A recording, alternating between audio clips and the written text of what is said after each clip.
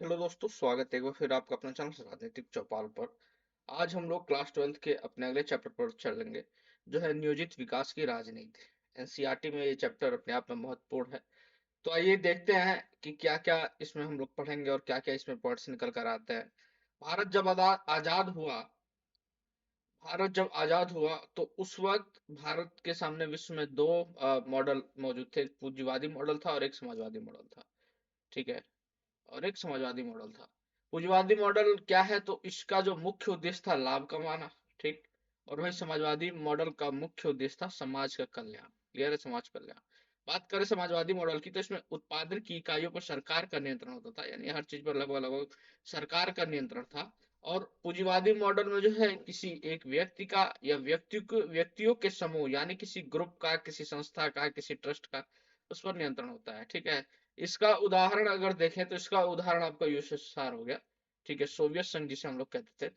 ठीक। और इसका उदाहरण आपका यूएसए, यानी कि अमेरिका। ठीक है। इसी आधार पर तो शीत युद्ध में वैचारिक मतभेद की भी बात आती है ना, कि ये पूंजीवादी का समर्थक था और ये जो है समाजवादी मॉडल का समर्थन कर रहा था। इसलिए उस वक्त ये शीत युद्ध में एक कारण यह भी था। आपको पता होगा भारत ने उस वक्त मिश्रित अर्थव्यवस्था अपनाया। मिश्रित अर्थव्यवस्था मतलब कि ये पॉइंट भी अपनाया और ये पॉइंट भी अपनाया। ठीक है। तो आइए देखते हैं आगे डिटेल में।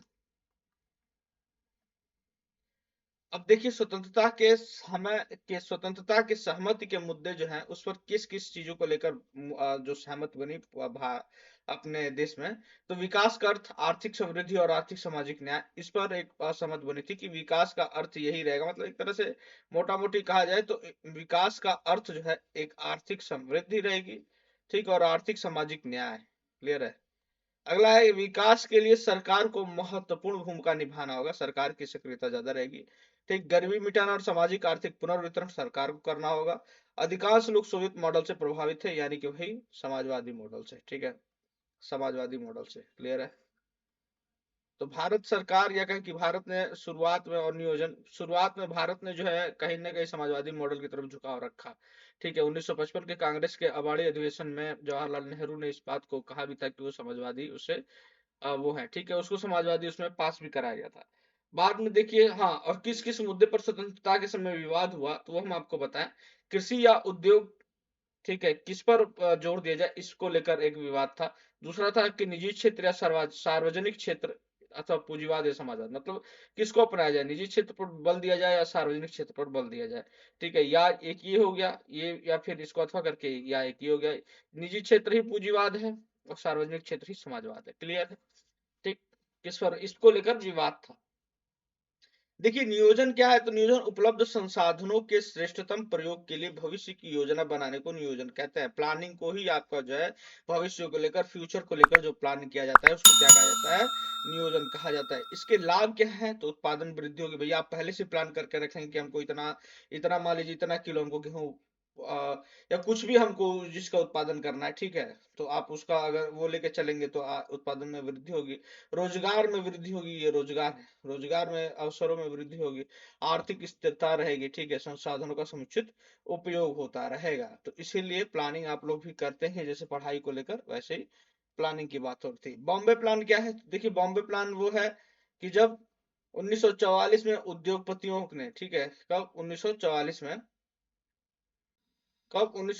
में उद्योगपतियों का एक समूह ने देश में नियोजित अर्थव्यवस्था चलाने का एक प्रस्ताव तैयार किया था। ये एक प्रस्ताव था जिसको 1944 में, याद रखिएगा, सन 1944 में उद्योगपतियों के द्वारा इसको बनाया गया था। इसे ही बॉम्बे प्लान कहा जाता है। बॉम्बे प्लान की मंशा यह थी कि सरकार औद्योगिक और अन्य आर्थिक क्षेत्रों में निवेश के क्षेत्र में बड़ा कदम उठाए, यानी कि वह इसमें किसमें, औद्योगिक और अन्य जो आर्थिक निवेश के क्षेत्र हैं उसको लेकर कुछ बड़े जो कदम उठाए, या तो नीति बनाए, कानून बनाए।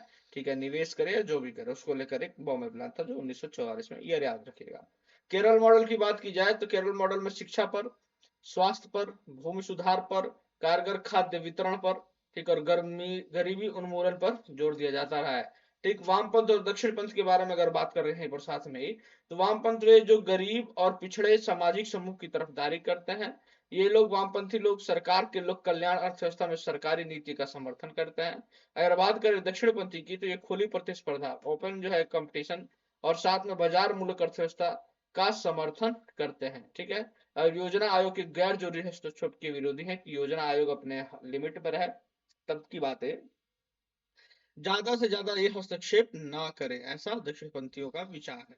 क्लियर है। और वामपंथियों का हमने आपको बताया कि गरीबी और पिछड़े सामाजिक तरफ वर्ग की तरफदारी करते हैं। योजना आयोग के बारे में बात करें तो इसकी स्थापना मार्च 1950 में हुई थी, जो कि मोस्ट इंपोर्टेंट है, याद रखिएगा, ऑनलाइनर में 1000 बार पूछा जाता है, चाहे आप कोई भी एग्जाम दे। इसके अध्यक्ष जो है कौन रहता है? प्रधानमंत्री इसके अध्यक्ष रहते थे। क्लियर है। योजना आयोग के कार्य अगर देख ले हम लोग कि योजना आयोग के कार्य कौन कौन से हैं, तो देश के संसाधनों में पूंजी का अनुमान लगाना, ठीक, विकास की योजना बनाना, विकास की प्राथमिकता निश्चित करना, विकास के बाधित कारकों का पता लगाना, प्रगति की योजना का मूल्यांकन करना, ये इसके छोटे मोटे कुछ कार्य थे। अब बात करते हैं पंचवर्षीय योजना की। देखिए, पंचवर्षीय योजना तो सबसे पहले लिया कहां से गया था? तो सोवियत संघ से, ये ध्यान रखिएगा, ठीक है। ये भी मोस्ट इंपोर्टेंट है, बार बार पूछा जा सकता है, ठीक है, कि किस देश से लिया गया। संघ, सोवियत संघ की तरह भारत की योजना आयोग ने भी पंचवर्षीय योजनाओं का विकल्प चुना। पंचवर्षीय योजना का तात्पर्य है सरकार अगले 5 वर्षों के लिए आमदनी और खर्च की योजना बनाएगी। वही एक तरह से लिस्ट बना दिया, ठीक है, मतलब आपको समझाने के लिए बता रहे हैं, जरूरी नहीं है, ठीक है। इधर कि कितनी हम लोग की इनकम है, एसेट्स कह लीजिए, सिर्फ अब इकोनॉमी अगर जो पढ़ रहा है वो जानता है, एसेट्स और उधर लायबिलिटीज है ना। तो एक हिसाब से या फिर कोई कि कुछ लक्ष्य बना ली, कुछ गोल बना लिए कि हमको ये करना है, हमको ये करना है, हमको ये करना है, हमको ये करना है, इस पर इतना खर्च होगा, इस पर इतना खर्च होगा, इस पर इतना खर्च होगा, इस पर इतना खर्च हो गया। तो योजना आयोग का यही काम था, ठीक। पंचवर्षीय योजना से लाभ क्या हुआ? सरकार के सामने अर्थव्यवस्था की बड़ी तस्वीर रहती थी कि भैया मान लीजिए हमको इतना खर्च अगले 5 साल में होना है। योजना आयोग से ये प्लान रहता था कि मान लीजिए 500 करोड़ का हमको अगले 5 वर्ष में खर्च होना है, जो कि इस लिस्ट, इन लिस्ट पर मतलब एस्टिमेट बन रहा है। क्लियर है। सरकार अर्थव्यवस्था में लंबी अवधि का हस्तक्षेप कर सकती थी। सरकार मतलब अर्थव्यवस्था में लंबी प्लानिंग करके उसमें खेल सकती थी, ठीक है। पंचवर्षीय योजना में देखिए, पहली पंचवर्षीय योजना की बात करें तो 1951 से 56, याद रखिएगा सन तो, ठीक है। गरीबी खत्म करना इसका मेन जो था गोल था। साथ में कृषि विकास पर जोर, जो इसका मेन जोर था। भूमि सुधार पर जोर। ये कृषि, भूमि और गरीबी, इन तीनों पर ही मतलब पहला जो था वो था। ये याद रखिएगा, भाखड़ा नांगल बांध जो है और सिंचाई क्षेत्र में निवेश इसी इसी पंचवर्षीय योजना में हुए थे। लोगों द्वारा बचत को बढ़ावा देने की कोशिश की गई, लोगों को वो किया गया, मतलब इंस्पायर किया गया, जागरूक किया गया।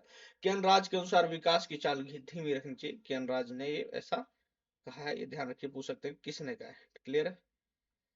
द्वितीय पंचवर्षीय योजना की बात करें तो ये लाइन, ये नाम बहुत इंपॉर्टेंट है, मोस्ट इंपॉर्टेंट। यहाँ तक कि यूपीएससी में भी ये स्टेटमेंट के रूप में एक बार पूछा जा चुका है, और आगे भी पूरी संभावना है कि अन्य विभिन्न एग्जामों में पूछा जाएगा, और कुछ वन लाइनर एग्जाम्स में ऑब्जेक्टिव के रूप में पूछा जाता है कि द्वितीय पंचवर्षीय योजना के निर्माणकर्ता कौन थे? तो पीसी महालनोबिस इसके प्रमुख थे। यही जो थे सर्वे सर्वा। भारी उद्योगों पर विकास, ध्यान रखिएगा कि पहले में जब कृषि पर जोर दिया गया था, तो दूसरे में भारी उद्योगों पर जोर दिया गया है। क्लियर है। इसमें तेजी गति से विकास पर जोर दिया गया है।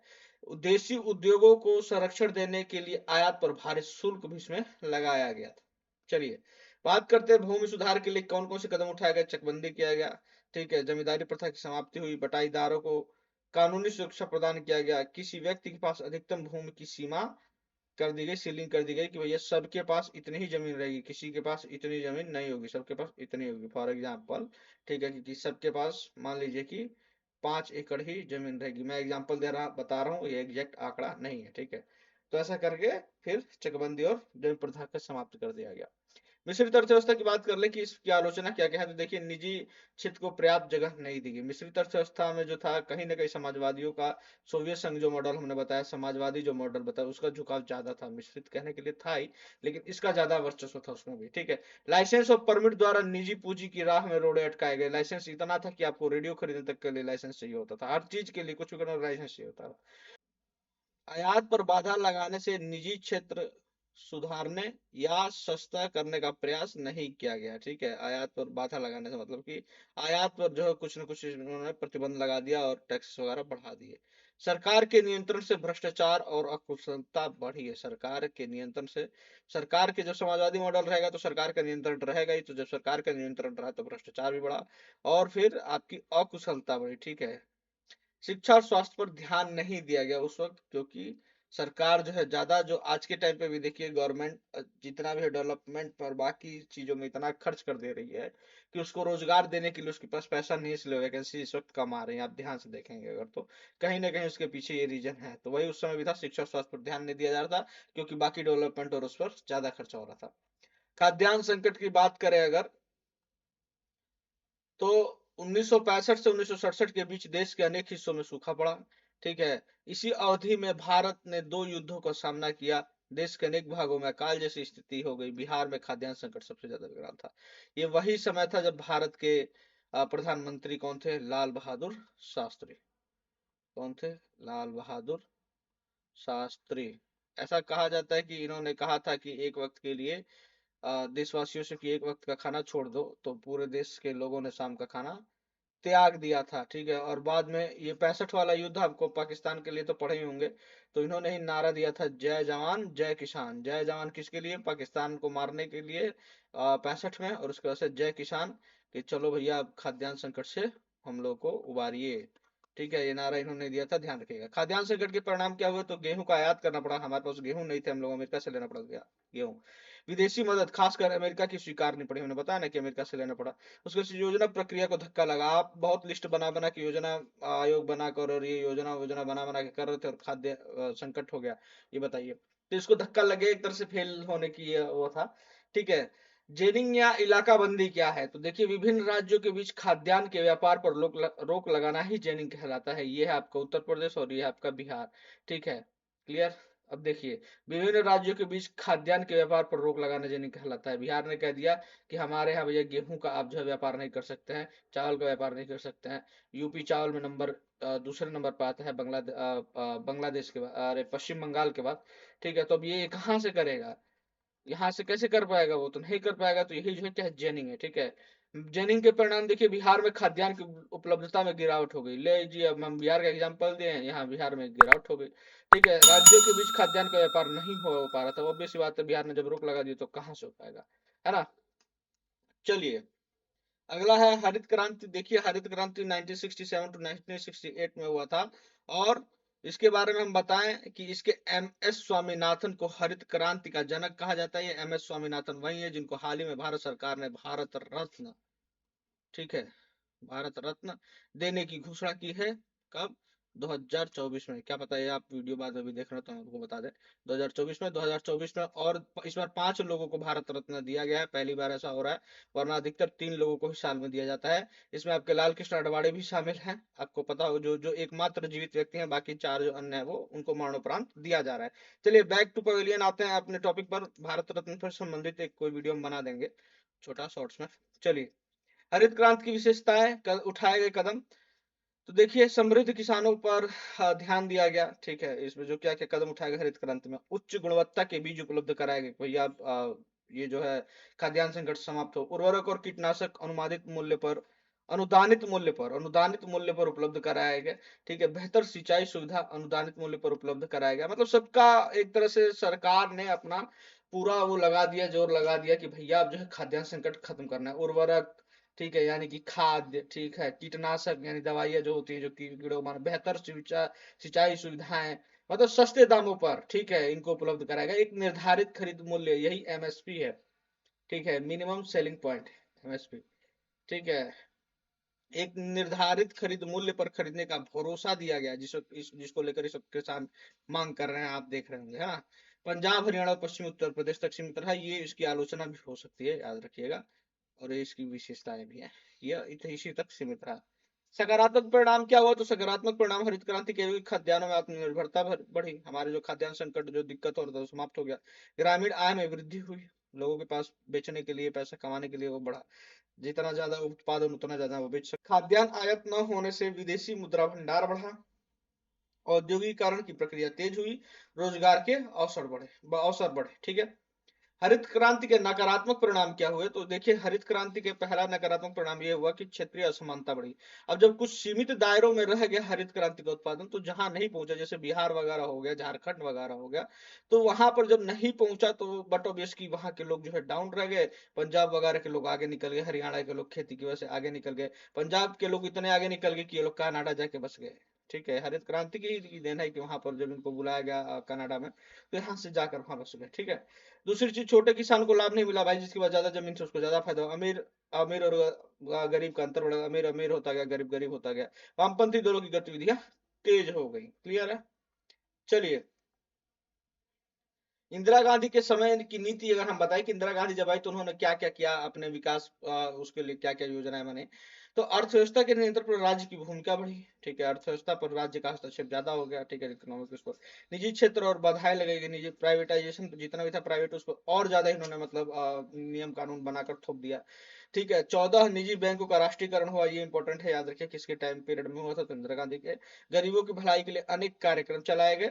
समाजवादी नीतियों की तरफ रुझान बढ़ा है। तो हमने बताया कि शुरू से भारत ने कहने के लिए मिश्रित अर्थव्यवस्था अपनाई थी, लेकिन उसका झुकाव किसकी तरफ था, समाजवादी मॉडल की तरफ था। ठीक है, और इसका जिसकी वजह से सरकार का हस्तक्षेप ज्यादा था। जब सरकार का हस्तक्षेप जब ज्यादा रहेगा, तो प्राइवेट जो व्यक्तिगत या व्यक्तिगत वो समूह है, निजीकरण, उस पे जो है उस पे कमी रहेगी। ठीक है, हर चीज लाइसेंसीकरण था। हमने बताया कि रेडियो तक खरीदने के लिए आपको पहले आवेदन करना पड़ता था, लाइसेंस बनवाना पड़ता था।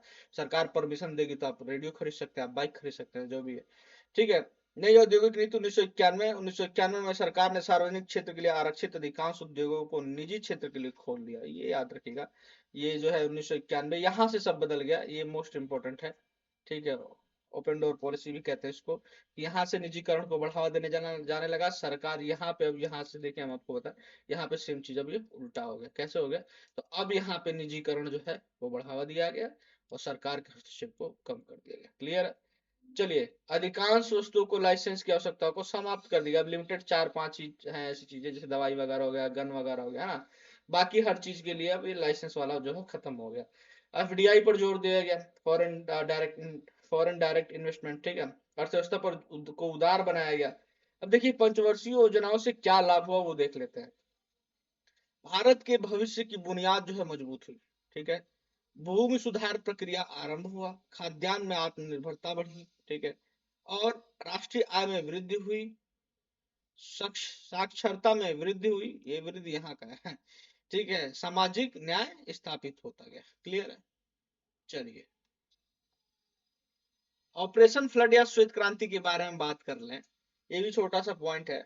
ऑपरेशन जो श्वेत क्रांति, ऑपरेशन फ्लड फ्लड है, ये दूध से संबंधित था। सफेद सफेद श्वेत क्रांति, ये पूछता है कि सफेद क्रांति, हरित क्रांति, नीली क्रांति, पीली क्रांति, ठीक है, भूरी क्रांति।